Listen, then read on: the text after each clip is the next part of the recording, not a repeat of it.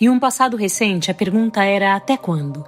Permanecíamos vivos nas fissuras, nos espaços vazios, nas lacunas que habitavam as perguntas que alimentavam nossa espera. Movidos pelo desejo de escuta, vestíamos palavras e transformávamos a fresta num elo, numa rede de pertencimentos. Depois, aos poucos, voltamos a respirar a plenos pulmões. Cantamos, escrevemos, encontramos quem esperava toda a sorte de troca boa. Seguimos juntos com a força redobrada, transformando saudades em poesia. Nossa busca passou a ser encontrar o ponto de ruptura e, diante dele, sem economia de afeto, recobrarmos a nossa integridade. Existir junto fez mais sentido. Encontramos as histórias que nem sequer imaginávamos que existia. Ali a gente soube que a maior tecnologia que existe é a imaginação, que somos florestas, somos cidades, somos rios inteiros, que cada vez que meninas e meninos brasileiros aprendem a ler, seja com os olhos ou a ponta dos dedos, eles tomam seus destinos nas mãos. A cultura é a rede mais potente de um povo, e o dia em que já não nos lembrarmos disso, teremos nos tornado um deserto débil de seguidores. Em 2026, a Fresta completa 5 anos. Essa jornada que começou online, saiu das telas, se tornou híbrida, tendo a acessibilidade como premissa cada vez mais forte. Serão 70 horas de programação intensa, trazendo uma celebração da leitura para além dos livros, do viver para além das telas e do sonhar para além do sonho. Bem-vindos à nossa Fresta, que ela nos guia a quem somos e ao que realmente importa.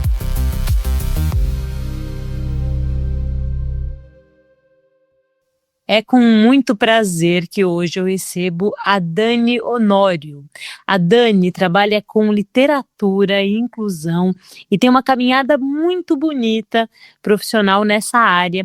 Dani, seja bem-vinda, minha querida. Eu queria que você contasse um pouco como é que o pensamento da inclusão foi chegando na sua vida, como é que a educação chegou na sua vida e como é que a literatura costurou isso de modo tão bonito. Boa noite, Chiara. Obrigada.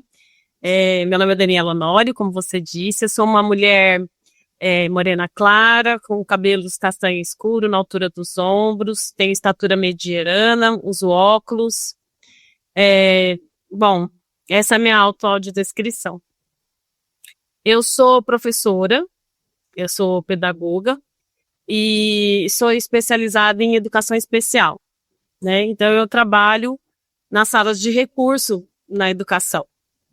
E permeando a minha carreira dentro da educação, né, dentro da educação especial, eu comecei a fazer produção de teatro, e aí, a partir do momento que eu sempre pensei sobre acessibilidade na cultura, né, uma coisa que sempre permeou minha vida, mas aí a partir do momento que os editais começam a trazer isso como uma obrigatoriedade, né, para todos os grupos e para dentro da cultura, isso me trouxe, assim, a produção acabou ficando em segundo plano, né, e eu me dedico hoje, eu ainda estou dentro da educação, né, faço parte da gerência de educação especial aqui do município de São José do Rio Preto, e me especializei em audiodescrição e acessibilidade cultural. Então, eu tenho me dedicado também a isso. E assim, eu acho que a gente está passando por um momento, apesar de ser uma coisa, né, a lei de inclusão é de 2008, mas a gente ainda está engatinhando, né? Então, ainda existem muitos... As pessoas ainda têm muitas dúvidas sobre muitas coisas, então eu acho que é um caminho que a gente está construindo, né?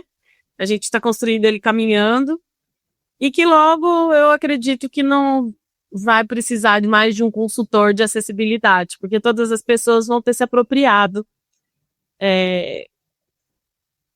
dessa forma de fazer arte, né? Dani, olha, eu espero que você esteja certa e que não demore. Acho que a gente avançou muito. Uma conversa importante que acontece é sobre capacitismo, né? Sim. Quando as pessoas com deficiência começam a ter voz, e agir politicamente, dizer, olha, a gente quer ser chamado por essa nomenclatura, isso não se diz, aquilo não se diz, olhem bem como é que vocês estão produzindo discurso em relação aos nossos corpos. Aí a coisa muda de figura, né, Daniela? Acho que a gente teve um avanço muito grande dessas vozes nesses últimos tempos. Como é que você vê isso, querida? Sim, concordo com tudo que você falou, mas a gente ainda tem muitas questões capacitistas. As pessoas, porque assim, historicamente são muitos anos, né, de exclusão, são muitos anos de pessoas sendo escondidas da sociedade, né? Quantas pessoas não nasceram e morreram dentro de um quarto escondidas, porque socialmente existiam vários, sei lá, castigo de Deus, que, né, então a família tinha vergonha socialmente, né, depois vem as instituições, essas pessoas são colocadas nas instituições, as pessoas com deficiência, e aí existe todo um resgate, né, que eu acho que a gente tem que, como eu disse, é um caminho que a gente tá construindo. Então, realmente é uma luta diária, constante, contra o capacitismo, para que as pessoas com deficiência sejam vistas com dignidade. Isso é um fato. Com dignidade e sem dó, né? Porque não dá para chegar e falar, ai, coitado, ai, que dó. Não cabe mais. Não existe isso. Então, tudo que... Eu acho que o mundo, né, tem que se preparar, o mundo tem que se construir com esse olhar de igualdade, de equidade, né? Na verdade, de equidade. E sobre capacitismo são tantas coisas, eu vivo isso todos os dias, porque a inclusão ainda não é uma unanimidade, né? Ainda escuto muitas coisas, é para essa pessoa estar aqui, enfim. Então é uma luta constante, até mesmo com relação ao capacitismo, às brincadeiras, né? Da gente querer, muitas coisas a gente não fala, né? Tipo, João sem braço, sabe? São coisas que não... Por quê? Usar a deficiência do outro para ser de forma pejorativa. Então, a gente tem que se policiar, sim, tomar cuidado, sim, e pensar, né? Quando a gente tem empatia e se coloca no lugar do outro, a gente acaba não cometendo algumas falas capacitistas. Mas Dani, são muitos anos de estigma, né? Muito preconceito, são muitos anos de estigma. O capacitismo, ele tá ali estrutural. Então, quebrar isso, eu acho que precisa de uma coisa que é letramento. A gente precisa falar sobre esse assunto urgentemente, assim. E fico muito feliz que o Fressa tenha te chamado, porque você tem lugar de fala, você está na escola e está nas artes. Acho que as artes são espaços privilegiados para que a gente repense o mundo e se repense nesse mundo e olhe para esses outros corpos e outros modos de existir, né? Me conta um pouquinho sobre a sua experiência nessa, né? Esse pulo que vai da escola para a arte, assim. Como é que a coisa acontece? Como é que você vê, tanto no público quanto em quem está em cena? Como é que você vê essa questão tanto do capacitismo quanto da produção de arte acessível? Bom, quando eu comecei a falar sobre acessibilidade cultural, que as pessoas me procuravam para, às vezes, me consultar sobre que tipo de acessibilidade colocaria no projeto, pensava no projeto e a acessibilidade é sempre aquele quartinho, sabe? Que está sendo construído. Sei. A acessibilidade está nesse lugar, ele não é construído junto, né? Ele é aquele puxadinho que a gente faz. Sei, aquela adaptada. Isso. E aí eu me deparei com muitas perguntas, e assim, muitas vezes eu tinha que explicar um todo. Eu vou te dar um exemplo. Por exemplo, uma pessoa que ia fazer um podcast, colocou no projeto que ia colocar braille. Aí eu pensei, como? Né? Não, uma coisa não tem como. E aí, existe isso, porque quando você vai escrever o projeto, eles colocaram acessibilidade, colocaram quais eram os tipos de acessibilidade que aquele artista ia colocar, mas não há um letramento, como você disse, do que usar em que lugar, né? Como fazer uma arte, um espetáculo para todos, né? Que todos tenham acesso, que seja uma linguagem para todos, enfim. Então, essa ainda é uma grande dificuldade. E quando eu entro de cabeça nesse lugar, né, eu começo a enxergar as dificuldades. E, assim, no começo a gente fica um pouco assim, não é possível. Mas depois você começa a entender que a gente só se apropria daquilo que a gente vive. Como está muito distante, até com relação às falas, enfim, as pessoas ficam, como que eu falo, né? Eu falo, pessoa com deficiência, é uma pessoa cega, é uma pessoa com deficiência intelectual, uma pessoa com deficiência física, não tenha medo de falar.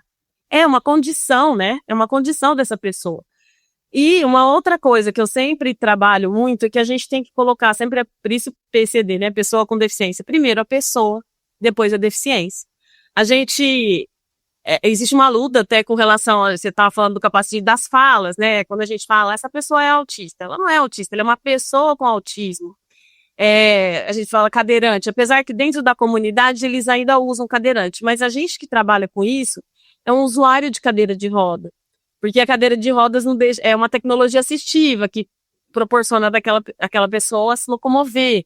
Então, a gente não ter medo e entender, né, como falar. Então, eu acho que quando eu entro para fazer essas orientações sobre acessibilidade dentro da arte, quase todos os grupos que eu trabalhei, todas as pessoas que eu trabalhei, existe uma aulinha antes, né? Para as pessoas entenderem como que funciona isso. Porque muitas vezes realmente não sabia nem que tipo de acessibilidade usar. E uma coisa que eu acho muito importante dentro da arte, né, de todas as acessibilidades, que é arquitetônica, enfim, eu acho que a acessibilidade atitudinal, ela é a mais importante. Ela é a mais importante porque é o momento em que a gente está recebendo, né? Que a gente está acolhendo todas as pessoas. Não só as pessoas com deficiência, como todas as pessoas. Eu viajo com um grupo aqui de Rio Preto, que eu fiz o audiodescrição, e eu faço acessibilidade atitudinal. Então a gente viaja por vários SESCs, por várias cidades, e eu coloco, né, os fones para audiodescrição, coloco os abafadores, a gente tem uma maquete tátil, enfim. E eu fico ali na frente e dou os recados e falo.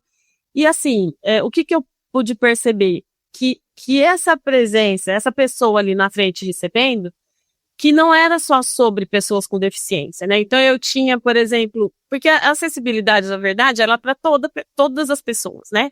Pessoas idosas, pessoas, às vezes até mães com bebês. Então eu era meio que um ponto de apoio ali, que pessoas idosas me procuravam, mães com bebês, é possível isso.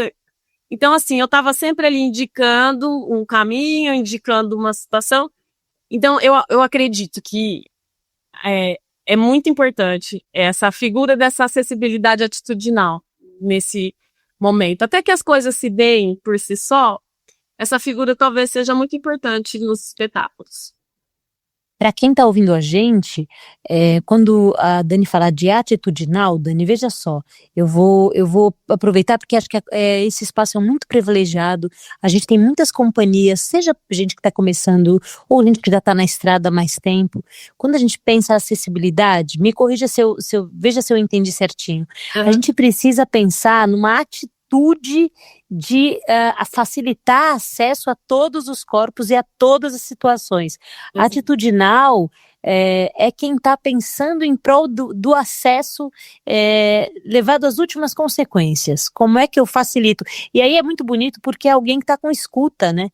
Que é uma escuta que vai ter que fugir do estereótipo, vai ter que fugir do estigma, porque aí eu vou ter que olhar para cada corpo e me perguntar, bom, como é que eu facilito o acesso dessa pessoa que está aqui na minha frente? Né? Como é que eu... É uma atitude no mundo. Eu entendi certinho, Dani? Sim, é isso mesmo. É como você age, né, perante aquela situação, que muitas vezes é uma situação nova. Mas É isso, é uma atitude. E uma coisa muito importante dentro disso. Quando eles me perguntam, Daniela, o que eu faço na hora que chega uma pessoa cega aqui? Eu falo, pergunta. Pergunta para a pessoa. A gente pode conversar com as pessoas e perguntar o que você quer, como é melhor para você, como é mais confortável.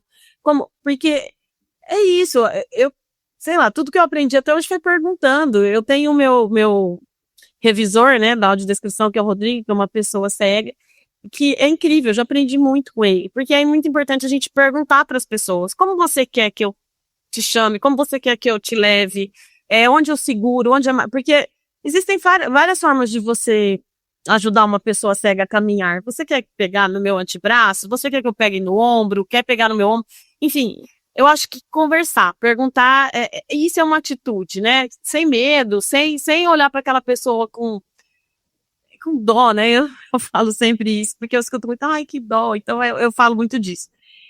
E uma outra coisa também, eu tava aqui pensando, na hora que você tava falando, eu já lembro.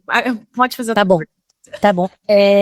Dano, eu queria que a gente pensasse que, né, essa atitude, ela é uma atitude individual, né? Que aí sim ter um pouco de sensibilidade, de empatia, de escuta e de olhar objetivo para o outro. Isso de perguntar que você coloca é muito maravilhoso, porque é tão simples, né? Olhar para o outro e perguntar para ele, olha, de que maneira é melhor, é de uma simplicidade desconcertante, assim. A gente, né, eu vejo muita gente também, assim, pisando em ovos, falando, será que eu falo? Como será que eu ajo? Isso vem de um desconhecimento mesmo secular, assim.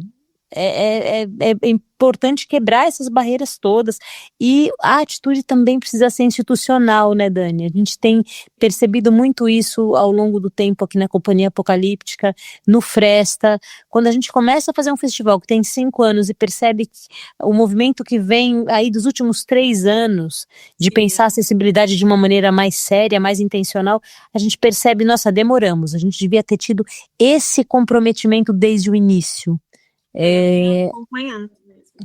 A gente fez tem feito. isso, e a gente fez conversas muito importantes ao longo das outras edições, né, com Dorina Novil, enfim, e com outras organizações que pensam acessibilidade, e a gente aprendeu, assim, muito, muito, muito. Agora, uma coisa que eu tenho pensado, como é que a literatura tem conversado com a acessibilidade? Me conta um pouco o que você tem visto nessa interface do texto, do audiolivro. Me conta um pouquinho, e acho que é uma chance muito grande também da gente explicar e exemplificar as coisas bonitas que têm acontecido, assim. Sim. A Dorina Novil, eles são um parceiro e tanto, né? Acho que em todos os aspectos. Na educação também a gente tem uma proximidade muito grande, assim. O pessoal é incrível. Eles são incríveis, sem dúvida. A gente tem um projeto bem bacana com eles, que é a Lego Bricks, que é um Lego em braille para as crianças. Então a gente sempre recebe a visita deles. Com relação à literatura, houve muitos avanços, né? Desde quando eu comecei na educação especial em 2012. E desde então, houve um salto gigantesco, assim, as tecnologias, quando a tecnologia vem, né?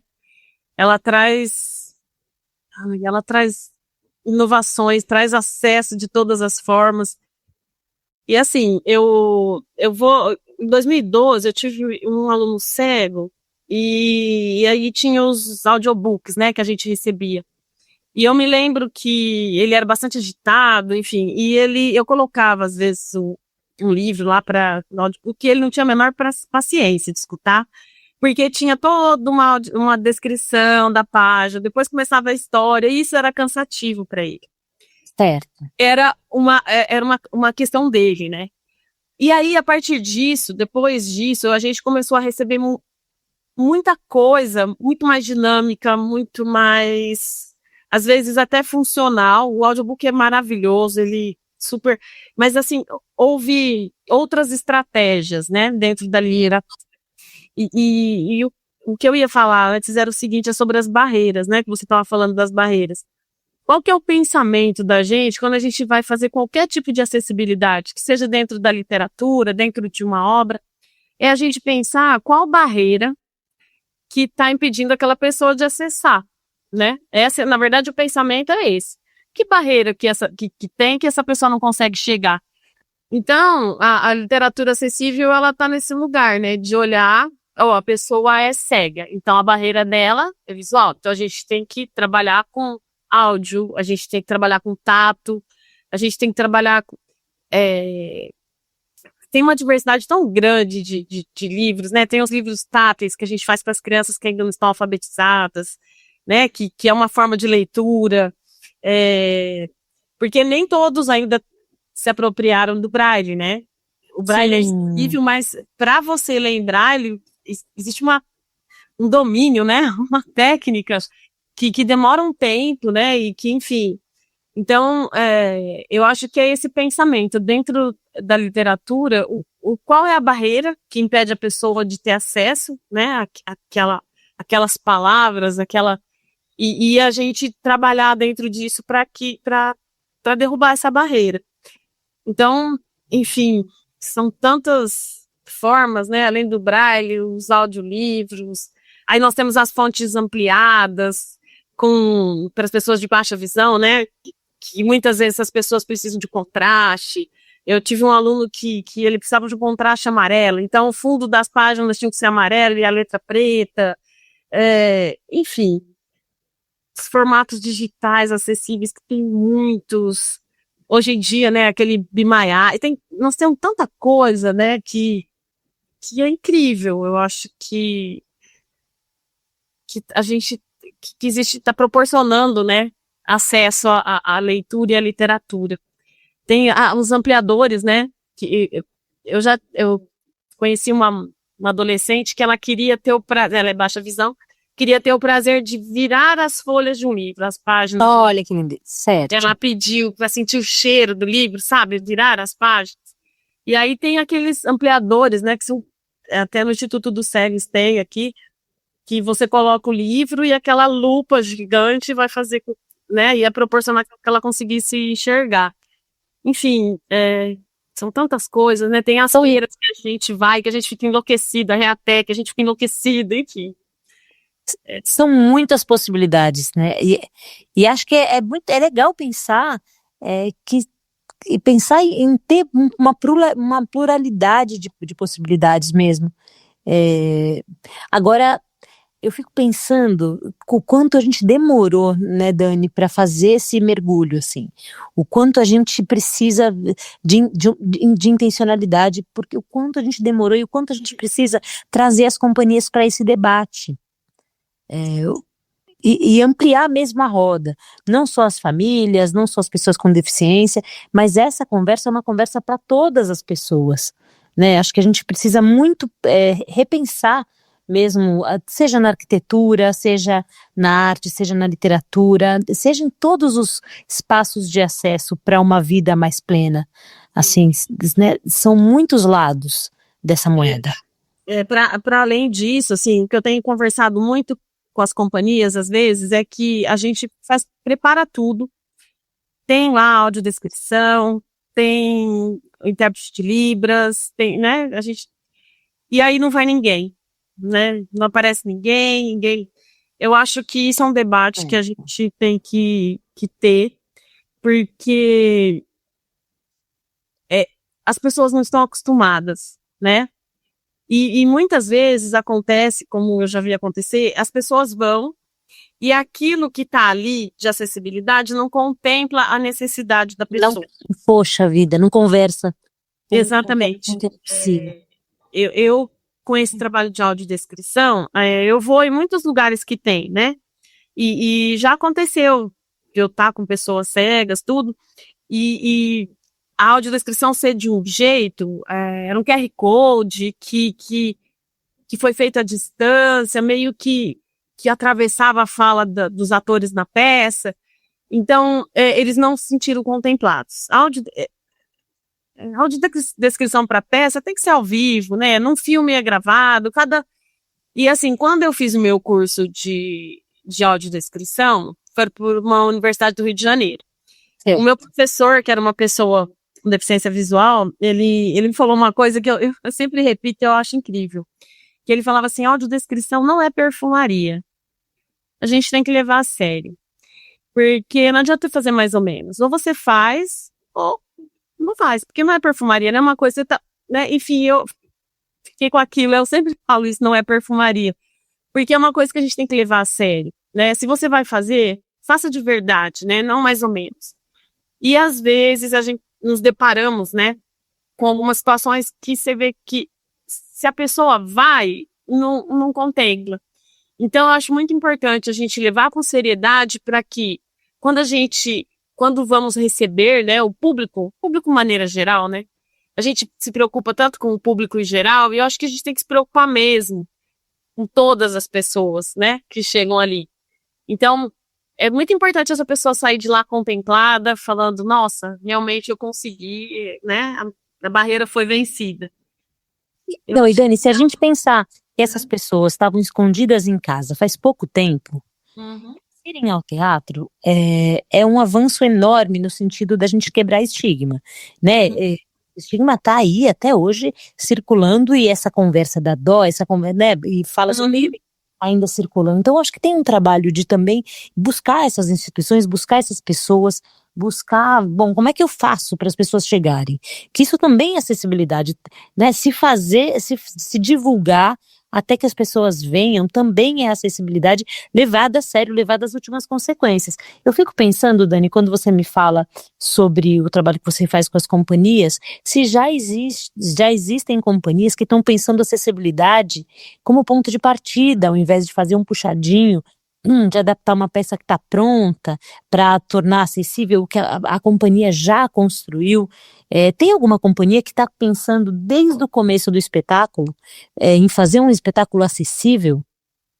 Esse pessoal que eu viajo com eles, né, o espetáculo deles é sem fala, é um espetáculo só visual. Certo. E então, imagina, uma pessoa cega é só visual, ele vai ter uma música e vai ter um corpo. Então, a audiodescrição desse espetáculo, quando a gente recebeu pessoas cegas, existia um grande medo de não ter um entendimento. Isso é uma outra coisa também que a gente tem que tomar cuidado. A gente acha que não vai entender. Vamos facilitar? Não, né? E aí, a partir desse espetáculo, todos os outros que eles estão fazendo, eles já me chamam no começo. A gente já constrói o projeto com esse olhar de acessibilidade, sabe? Ai, que maravilhoso. Porque muitas pessoas preocupadas, né? Eu vejo até o Laura, assim, quando a gente conversa com ele também, eu acho assim, que está acontecendo essa preocupação, sabe? Da gente construir junto e da importância. A audiodescrição ser construída junto é fantástico. Até mesmo no audiovisual, nos filmes, eu tenho feito muita audiodescrição de curtas-metragens, sabe? E às vezes a coisa é tão rápida que você não consegue achar um minuto de silêncio para entrar, né? Porque a audiodescrição entra no silêncio. Sim. E às vezes eu converso com alguns diretores que estão falando, gente, vamos dar um respiro aqui para gente. Então, assim, às vezes o roteiro, algumas pessoas constroem juntos, sabe? Então, eu acho que está acontecendo esse pensamento, sim. Não, e é porque a gente pensa que só há uma maneira de se apropriar da arte, de assistir espetáculo, de ler, de estar no mundo. Só existe aquela maneira, daquele corpo, com aquela, né, com aqueles sentidos, com aquela... Só que, poxa, existem muitas construções possíveis. E vai chegar um dia, Dani e Chico, eu tenho fé, vai chegar um dia em que audiodescrição ou acessibilidade vai estar ali alinhado com a linguagem artística. Sim. E aí vai ser lindo, como foi nessa série que o Chico falou, quando a Cate Blanchett se descreve, né, e a descrição ela falando de si é poético e ao mesmo tempo é acessível, e é possível fazer com que essa dança fique mais íntima entre uma acessibilidade intencional e a própria linguagem artística. Ia ser lindo isso, né? Lindo, lindo. Ai, Dani, vai ser. Eu acho que é um desafio bonito, assim. Olha, e com relação à audiodescrição, quando eu entrego os fones, né, que a gente faz audiodescrição, pessoas com TDAH, tem Certo. os fones, porque ajuda com que essas pessoas tenham foco. A audiodescrição, Olha. mas que eles enxerguem coisas dentro do espetado porque eles dispersam com facilidade. Então, a audiodescrição, ela tá em vários, né? Não só para pessoa com deficiência, tá em outros lugares, em outras questões. Tá em todas as divergentes, né, neuros divergentes. Certo, que coisa. Pessoas com TEA, enfim. Mas o TDAH tá até querendo usar os áudios da audiodescrição, é muito legal. Então é isso, ver qual a necessidade da pessoa, entregar e é isso, vamos fazer para todo mundo. Sim, sem dúvida nenhuma. Eu fico muito feliz de te ouvir, Dani, assim, acho que saber que uma lei, uma política pública, né, que uma exigência de edital que vem ali no começo, vem de cima para baixo, e aos poucos se torna o trabalho de uma companhia que já te chama no começo para pensar o trabalho a partir de uma visão acessível, enche o coração de esperança. É verdade. Assim, porque a gente tem tem muito caminho para trilhar, mas tem muita coisa bonita também que já está acontecendo, né, querida? Com certeza. Conta para mim, querida, um pouco mais das suas áreas de atuação. Geralmente eu não faço todo o currículo da pessoa para que a pessoa vá contando esses caminhos. Me conta um pouco, até para a gente também visibilizar essas instituições nas quais você trabalha e nas quais você se formou, porque tem muita gente que está ouvindo e que tem interesse e que também gostaria de trilhar um caminho parecido. Começa da pedagogia? Vamos do começo. Olha, eu tenho aqui que você é pedagoga, certo? Sim. Tem uma habilitação em gestão escolar. Isso. E pós-graduação em educação especial na perspectiva da educação inclusiva e psicopedagogia, certo? Agora é engraçado porque te ouvindo falar, a sua grande paixão é arte acessível.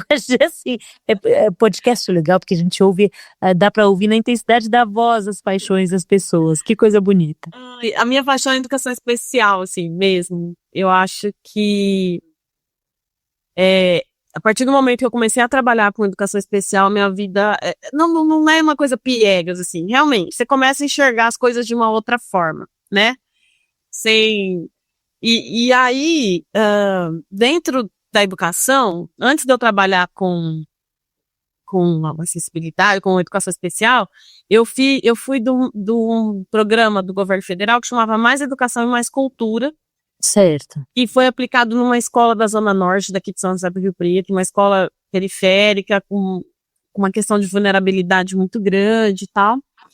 E aí eu comecei a chamar artistas da cidade para ir me ajudar lá a gente mudar a realidade daquela comunidade.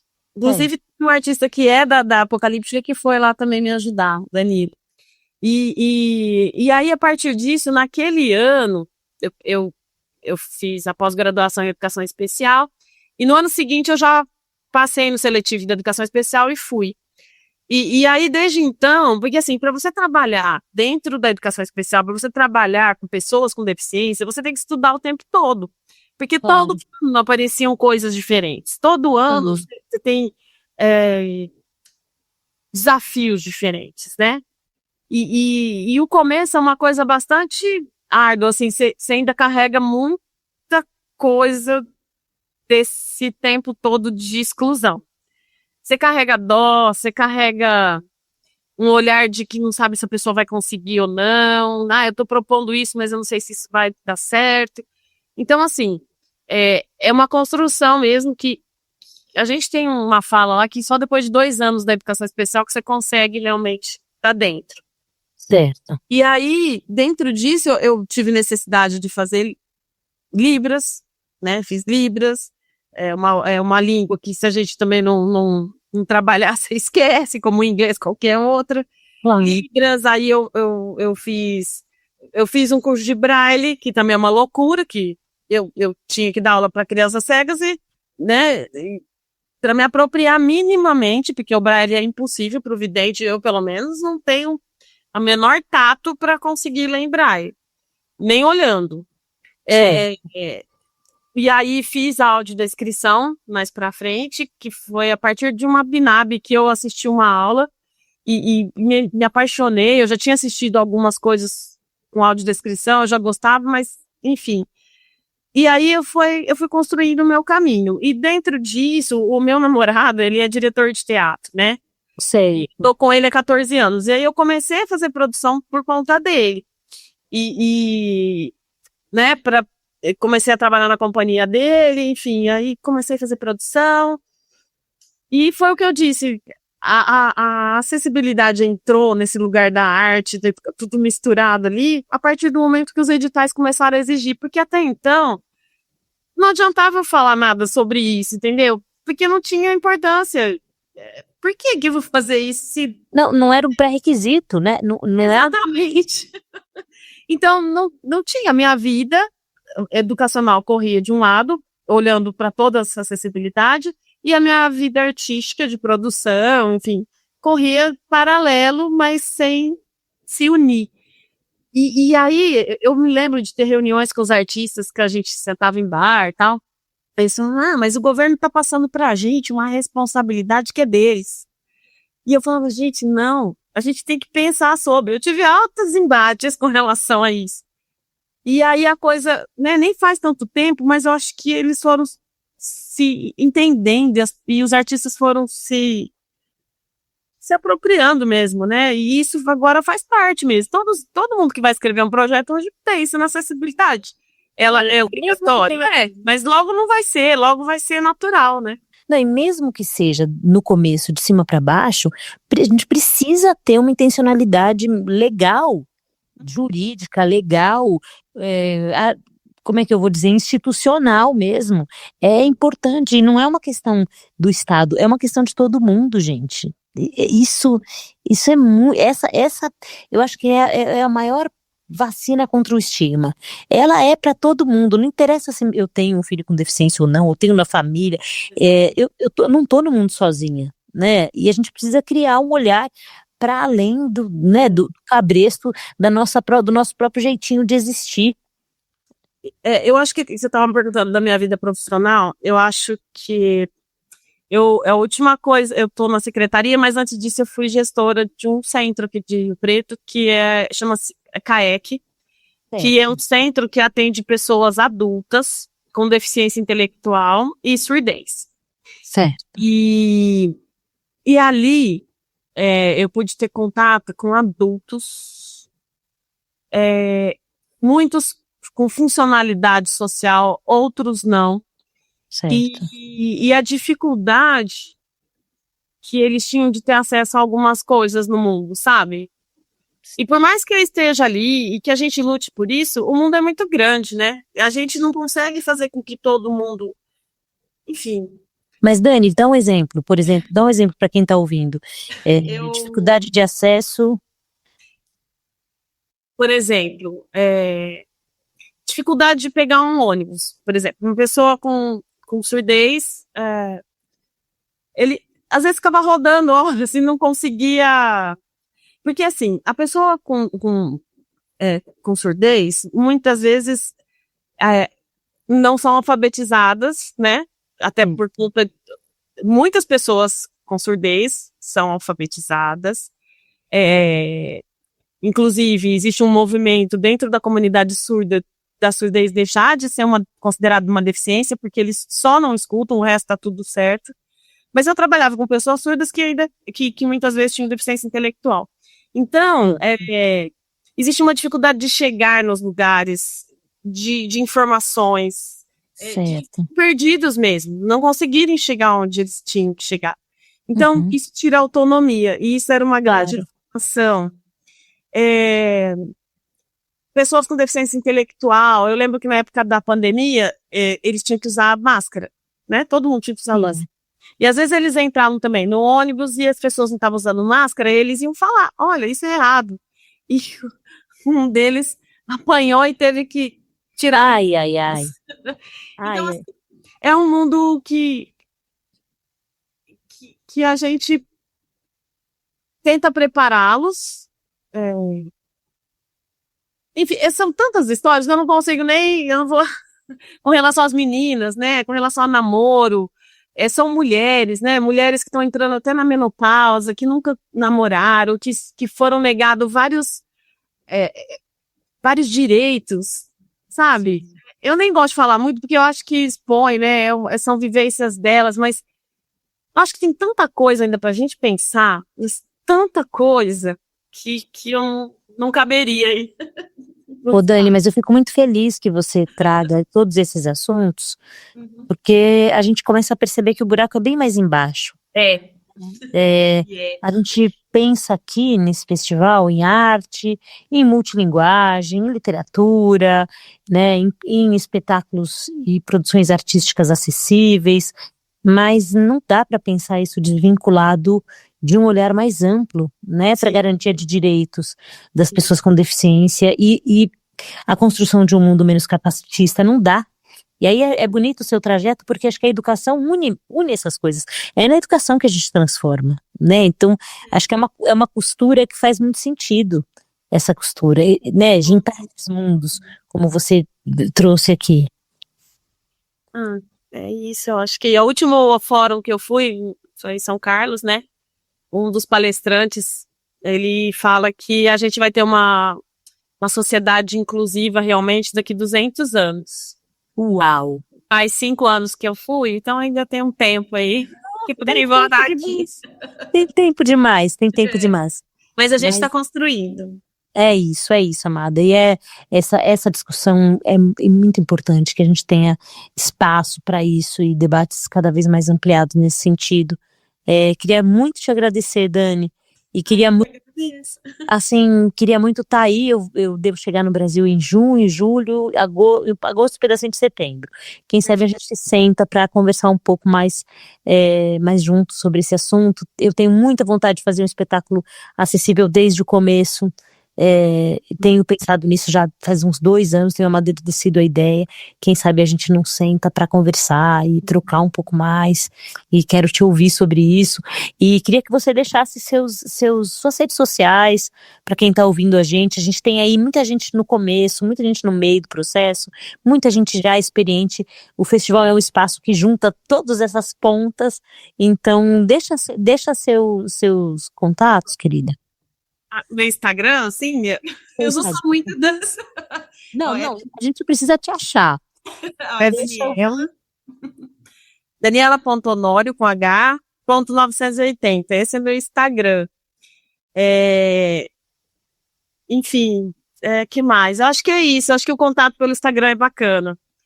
Eu não tenho muitos contatos, assim, eu não sou ainda muito conhecida, mas enfim. Eu acho que pelo Instagram a gente conversa. Tá joia. Não, tá joia, querida. Com certeza. E assim, quem tá ouvindo a gente e tem dúvida, tem projeto, tem vontade de abrir esse debate, eu acho que ter o seu contato é muito importante. A gente tem poucas pessoas que estão nessa luta. Eu pelo menos conheço assim 3 companhias que são companhias de tradutoras e tudo, e já vejo crescendo muito, vejo elas correndo muito, sempre com muita coisa, mas é tão importante que a gente deixar, poxa, se eu quiser perguntar, se eu quiser construir esses espetáculos, se eu quiser construir esses projetos, com quem que eu falo, tá aqui, gente. Eu adoro, eu acho uma maravilha, eu adoro, ficaria dias conversando sobre, é muito importante. É isso, amada. Então um beijo grande.